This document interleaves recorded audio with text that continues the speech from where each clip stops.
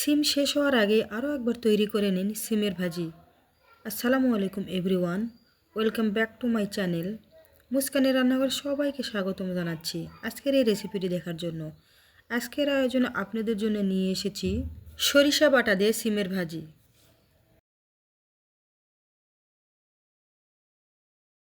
আমি এখানে 500 গ্রাম বিচিওয়ালা সিম নিয়ে নিয়েছি, আর সিমগুলো ভালো করে কেটে বেছে ধুয়ে নিয়ে নিয়েছি। শীতের শেষের দিকে এসে এই সময়টায় বিচিওয়ালা সিম বেশি পাওয়া যায়।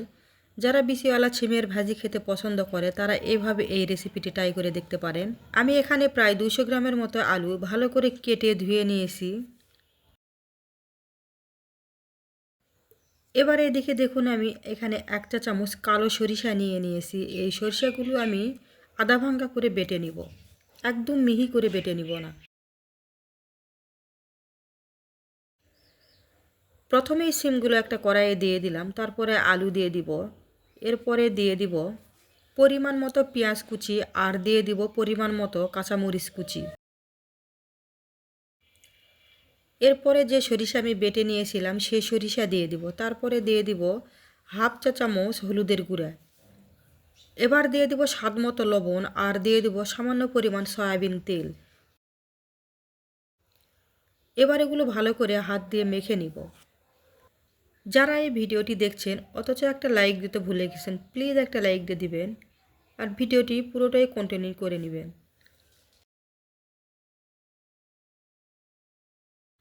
সিমগুলো যখন ভালো করে মেখে নেওয়া হয়ে যাবে তখন সামান্য পরিমাণে পানি দিয়ে দিতে হবে। এবার ঢাকনাতে ঢেকে ভালো করে সিদ্ধ করে নিব। মাঝে একবার ঢাকনাটি উঠিয়ে ভালো করে সিমগুলো নেড়েচেড়ে মিক্সড করে দিতে হবে, যাতে সিমগুলো ভালোভাবে সিদ্ধ হয়ে যায়। আমি বাসায় যেভাবে সিম ভাজি করি সেই রেসিপিটি আপনাদের সাথে শেয়ার করলাম। যারা কোনো দিনও এভাবে সরিষা বাটা দিয়ে সিমের ভাজি খায়নি তারা একবার হলেও এই রেসিপিটি ট্রাই করে দেখতে পারেন, বিশেষ করে নতুন রাঁধুনিরা। তো এইভাবে সিমের সব পানিগুলো আমি শুকিয়ে নিব। এরই মাঝে সিম সিদ্ধ হয়ে গেছে আর পানিগুলোও কিন্তু শুকিয়ে গেছে। এবার এই সিম ভাজিগুলো আরও টেস্টিফুল করার জন্য এগুলো বাগার দিয়ে দিব। তার জন্য চুলায় একটা হাঁড়ি বসিয়ে দিলাম, সেখানে দিয়ে দিলাম পরিমাণ মতো সয়াবিন তেল। এবার দিয়ে দেব তেজপাতা, হাফ কাপ পেঁয়াজ কুচি, আর দিয়ে দেব সামান্য পরিমাণে কাঁচামরিচ কুচি। যেহেতু কাঁচামরিচ কুচি এর আগে দেওয়া ছিল তাই এবার সামান্য পরিমাণেই দিয়ে দিলাম। পেঁয়াজের পরিমাণটা বেশি দিলে সিমের ভাজিটা খেতে কিন্তু অসম্ভব ভালো লাগে। পেঁয়াজ কুচিগুলো নেড়ে চেড়ে ব্রাউন কালার করে ভেজে নিব। এবার এখানে দিয়ে দিব হাফ চা চামচ আস্ত জিরা ফোড়ন, আর দিয়ে দিব 5 ফোড়ন হাফ চা চামচ। দিয়ে এগুলো নেড়ে চেড়ে আবারও কয়েক সেকেন্ড ভেজে নিব। এখান থেকে যখন খুব সুন্দর একটা ফ্লেভার বেরিয়ে আসবে তখন এখানে আমি দিয়ে দিব সিদ্ধ করে রাখা সিমগুলো।